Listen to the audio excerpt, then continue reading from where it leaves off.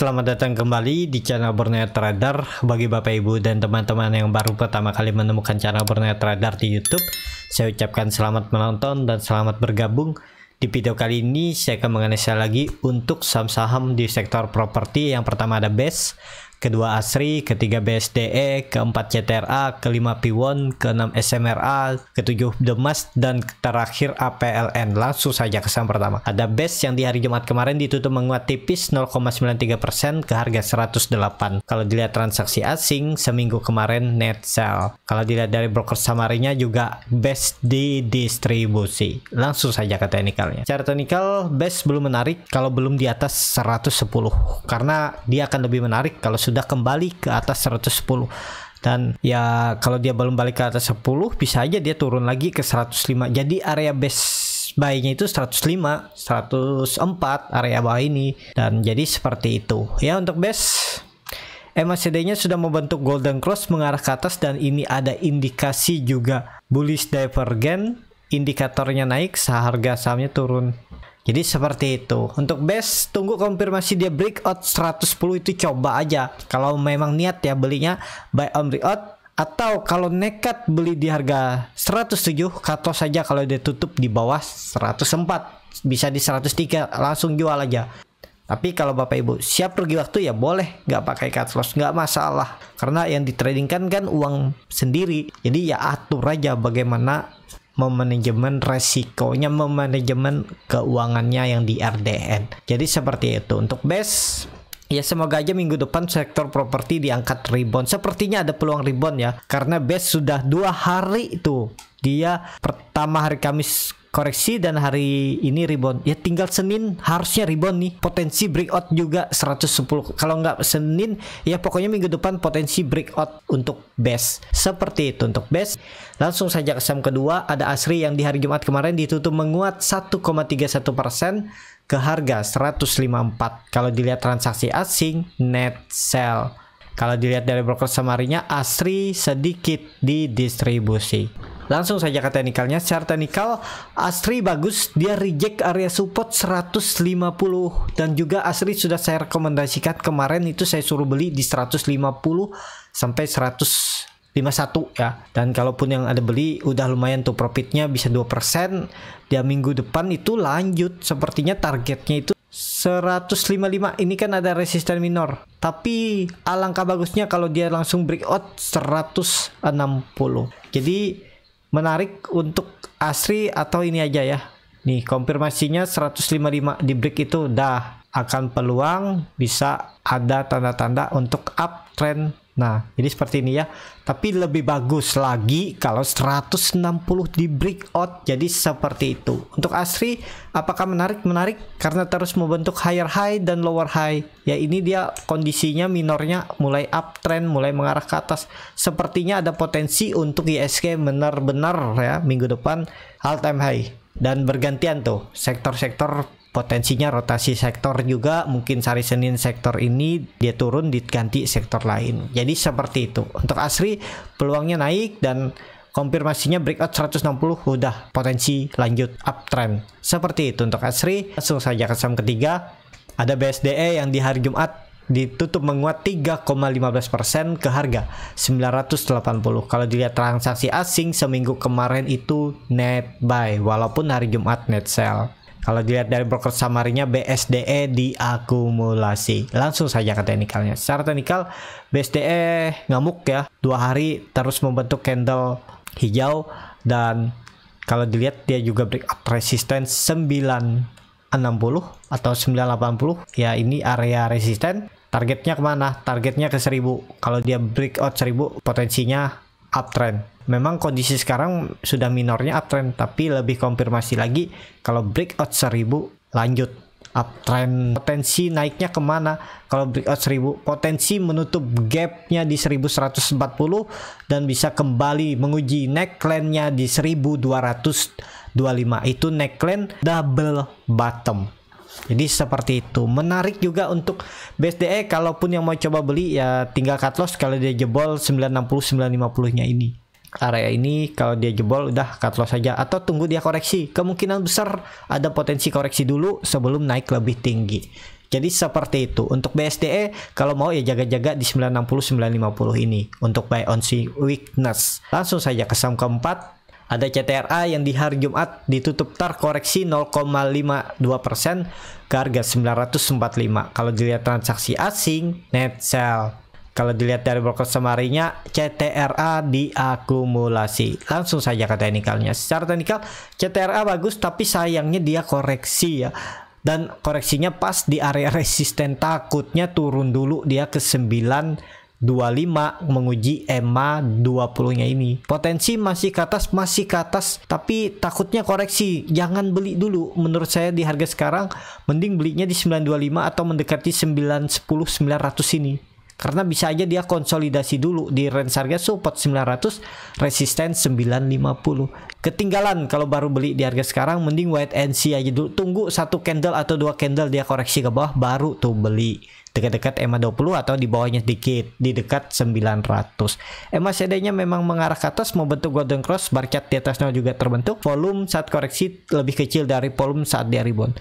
Ya kalau mau memang bagus dia harus Senin langsung, kalau breakout lagi 950 baru tuh beli buy on breakout atau tunggu di bawah. Kalau beli di harga sekarang itu nanggung antara dia tuh mau naik atau mau turun dulu. Tapi kalau Bapak Ibu punya strategi lain, misalnya cicil atau nitip sendal dulu di sini, kalau dia turun boleh tambah, ya bisa seperti itu ya. Karena setiap orang itu berbeda strateginya dan profitnya juga berbeda-beda hasilnya. Jadi itu yang perlu dipelajari, yang sesuai dengan profil resiko, strategi, money management, dan rela cut loss-nya di berapa. Jadi seperti itu. Untuk CTRA langsung saja ke saham kelima. Ada P1 yang di hari Jumat kemarin ditutup terkoreksi 0,44% ke harga 448. Kalau dilihat transaksi asing, P1 terus diakumulasi bahkan dari pertengahan Januari.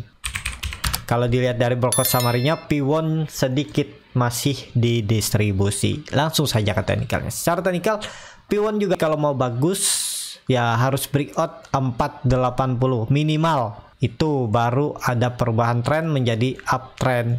Atau jangan tarik dari atas lah, dari sini aja. Ini kan dia di dalam downtrend channelnya seperti ini. Dia mantul dari 420 dan ya kalau mau belinya di dekat 440 ini aja, karena bisa aja P1 itu konsolidasinya di area ini. Jadi nanggung beli sekarang. Ya kalau besok dikasih koreksi ke 440 sampai 444, beli aja. Target profit 460 kalau itu di breakout uptrend, targetnya bukannya ke 480. Bahkan kalau dia breakout 460 ini targetnya bisa sampai 500 perubahan fraksi harga. Karena dia mematahkan tren line downtrend dan akan mengarah ke uptrend. Jadi seperti itu. Bagi yang masih sangkut, hold aja. Nggak masalah, yang penting sabar. Pokoknya disiplin. Kalau nekat beli ya nyangkut, ya udah hold aja. Pejam mata, jangan nanti di tengah jalan udah nggak sabar, udah profit malah cut loss. Beli di saham lain masih bingung beli saham apa, akhirnya nyangkut lagi, cut loss lagi di tengah jalan. Kalau konsisten udah pejam mata aja. Kalau fundamental P1 kan bagus ya, sabar aja yang penting, karena ini bisa jadi swing low-nya di 420 nih ya. Ini dia nggak boleh turun lagi dari 420. Dari harga sekarang ya sekitar 6% 7% lah. Nih. Jadi ini bisa jadi uptrend seperti ini nanti. Range-nya kan cukup lebar, memang karakternya seperti itu. Ini dulu juga dia kan, nah uptrendnya juga lebar. Jadi seperti itu. Untuk P1 apakah menarik? Ya menarik. Kalau mau beli coba aja nawar besok, kalau dia koreksi 1-2% udah beli aja di 440. Kasih toleransi 420, jebol itu jual. Jadi seperti itu. Untuk P1 targetnya kemana P1 bahkan bisa lebih tinggi kalau nantinya terkonfirmasi breakout resisten 500 dan akan menguji neckline-nya di 560 dan ada indikasi juga double bottom dan target kenaikannya bahkan bisa ke 800 ya. Jadi seperti itu. Untuk P1 MACD-nya mengarah ke atas, mau bentuk golden cross, bar chart di atasnya juga terbentuk. Jadi menarik, cuman pas bisa ada koreksi dulu satu candle atau dua candle untuk P1. Yang penting P1 nggak turun dari 440. Langsung saja ke saham ke-6, ada SMRA yang di hari Jumat ditutup di harga 720 sama harga penutupan hari sebelumnya. Kalau dilihat dari asing, net sell. Kalau dilihat dari broker summary-nya, SMRA sedikit didistribusi. Langsung saja ke teknikalnya. Secara teknikal, SMRA setelah membentuk pola head and shoulder, apakah sudah tercapai? Sudah tercapai. Jadi kemana arahnya? Arahnya akan uji ini dihapus saja ya, karena sudah tercapai. Ini kalau dilihat tren barunya 650 memang itu ini area neckline dan dipertahankan. Targetnya kemana? Kalau dilihat 760 area ini. Nah ini kan ada ke atas. Jadi apakah bisa beli di harga sekarang? Kalau saya lebih ke wait and see aja dulu, karena resiko juga dia turun dulu 1-2 candle. Kalau mau beli ya di 700 sampai 675 ini. Tinggal cut loss kalau dia jebol 650. Karena bisa aja untuk SMRA itu konsolidasi. Nah, seperti ini kan kalau saya bilang ya ketinggalan. Beli itu dekat-dekat support. Beli dekat support, dia turun dari support jual. Udah beli dekat support nih udah bisa ngekor nih, udah lumayan nih profitnya sekitar hampir 10%. Anggap aja beli di 660, lumayan kan, 9% dalam seminggu. Hari Jumat kemarin beli, hari Jumat ini udah bisa jualan di atas. Jadi seperti itu ya. Untuk SMRA kalau mau bagus ya harus breakout dulu 760, baru tuh ada tanda-tanda perubahan arah menjadi uptrend nih. Jadi seperti ini pergerakannya. Jadi seperti itu ya. SMRA MACD-nya mengarah ke atas, membentuk golden cross, bar chart di atas juga terbentuk. Sayangnya dia membentuk candle doji di area resisten. Jadi kalau saya lihat peluangnya bisa turun dulu ke area 700. Jadi seperti itu. Untuk SMRA langsung saja ke saham ke-7 ada Demas yang di hari Jumat kemarin ditutup terkoreksi 1,04% ke harga 190. Kalau dilihat transaksi asing net sell, tapi kalau diakumulasi selama seminggu itu net buy. Kalau dilihat dari broker summary-nya Demas didistribusi. Langsung saja ke teknikalnya. Secara teknikal Demas cukup bagus, koreksinya volume kecil dan bertahan. Itu support ya 190. Memang jebol EMA 20, tapi kalau saya lihat ada peluang dia mau kembali rebound hari Senin. Jadi menarik masih Demas. Kalau beli di harga sekarang bisa nggak ya? Ya bisa. Cut loss saja kalau dijebol sekalian di bawah 183, 182 jual aja. Tapi kalau saya lihat kemungkinan besar Senin atau Selasa. Senin mungkin candle doji, Selasa baru rebound atau Senin bisa langsung rebound. Targetnya itu 196 atau 200 nih aja ya. Dia langsung perubahan praksi harga. Nah ini target kenaikan Demas. Jadi seperti itu. Untuk Demas juga menarik diperhatikan kalau yang masih pegang, masih nyangkut atau yang baru beli dari harga hari Jumat, buy out support di 190, hold aja. Menarik Demas. Yang penting konfirmasi nggak turun lagi dari 184. Jadi 6 poin aja kan ya, paling mentok 4% cut lossnya kalau baru beli di 190. Jadi seperti itu. Untuk Demas MACD-nya juga mengarah ke atas, membentuk golden cross, bar chart di atasnya juga terbentuk dan koreksi volume kecil. Kalau saya lihat potensinya minggu depan rebound, semoga sampai 200 untuk Demas. Langsung saja ke saham terakhir, ada APLN yang di hari Jumat kemarin ditutup terkoreksi 0,84% ke harga 117. Kalau dilihat transaksi asing belum ada jual beli ya, bahkan seminggu. Kalau dilihat dari broker summary-nya APLN didistribusi. Langsung saja ke teknikalnya. Secara teknikal APLN bagus, dia mengarah ke 120. Ini ada supportnya sepertinya ya. Nah 116. Jadi apakah menarik? Ya dia udah 3 candle di atas, harusnya ini bertahan nih. Yang penting jangan turun dari 115 dari EMA 20-nya. Kalau dia jebol 115 ini jual dulu di 114 karena berpotensi ke 110. Dari 114 ke 110 itu kan lumayan 4%. Mending out dulu, buyback di bawah. Dari bargain sekarang cut loss-nya kalau 114 kan cuma 3%. Udah cut loss saja, gak usah mikir. Targetnya kemana? Kalau APLN dilanjut rebound, targetnya itu kejauhan. Kalau 130, 124 dulu target untuk besok, atau nih angka genap aja. Ini kan gagal terus dilewati 112. Nah kalau itu di break udah tuh ada peluang ke 128 sampai 130. Jadi seperti itu. Untuk APLN apakah menarik? Menarik juga karena MACD-nya sudah mengarah ke atas, membentuk golden cross, bar chart di atas 0 juga terbentuk, dan 2 hari koreksi dengan volume kecil. Jadi tetap peluangnya sepertinya akan ada rotasi sektor untuk minggu depan untuk mengerek ISG naik. Kayaknya tetap all time high ISG minggu depan. Seperti itu untuk sektor properti. Terima kasih yang sudah menonton, dan kalau channel Borneo Trader ini bermanfaat bisa klik tombol subscribe dan nyalakan lonceng notifikasi. Ada kritik, saran ataupun pertanyaan bisa langsung tinggalkan di kolom komentar.